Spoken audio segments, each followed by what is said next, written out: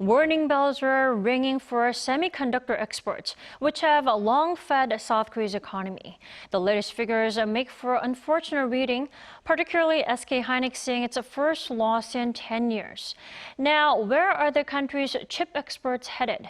For more, we turn to Professor Hur Joon-young. He's an economics professor at Sogang University. Good morning, Professor. Hi, thanks for having me. Sure. South Korea's chip exports are forecast to be sluggish in Q1 with a possible rebound in the second quarter. Now, the question is, Professor, how reliable is this forecast? I mean, what reasons are behind the projections? Yeah, the biggest reason is the shrinking global demand by mainly by the Chinese lockdown last year. So, for example, the export share of IT-related goods of Korea is about 35%.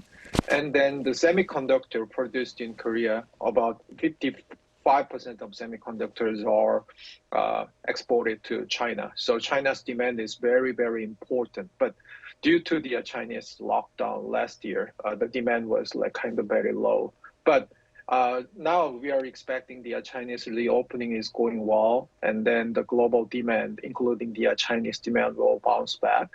So, I mean, that's what we are hoping for right now. Right. It looks like economy is not the only thing relying on the reopening of China's borders. Now, what measures can then Korea's leading firms like Samsung Electronics and SK hynix take at this crucial point? Or what measures or procedures should they look to implement? Yeah, I mean, like we discussed, the current market for semiconductor is not good. It's not kind of downturn. But the performance in the market will bounce back from the third quarter this year due to the rebound of the demand, as I briefly mentioned. So, I mean, still, the semiconductor market is kind of growing industry. So, I mean, the one measure we can take, or the firms in Korea can take, is they keep maintaining investment on infrastructure in the medium run to the long run, because it is still a growing industry. Also, I mean, there's for example, memory semiconductor. This is the part that the Korea firm have advantage on. And then there are many following countries, fast followers in this market. So we need to, the firms need to maintain the technology gap between them and the fast followers. So that's another important issue, I think. Yeah.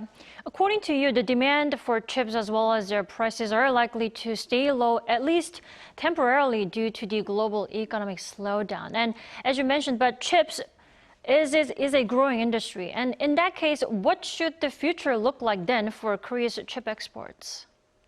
Yeah, I mean, one thing important is there's fast growing industry sector in the chip market. For example, car industry. So the expectation about the chips market, maybe the car industry will be the third most important sector in the market, following mobile device and data storage by 2030. So we need to pay attention to this market. And another issue is so-called Fat 4, I mean, known as Chip 4.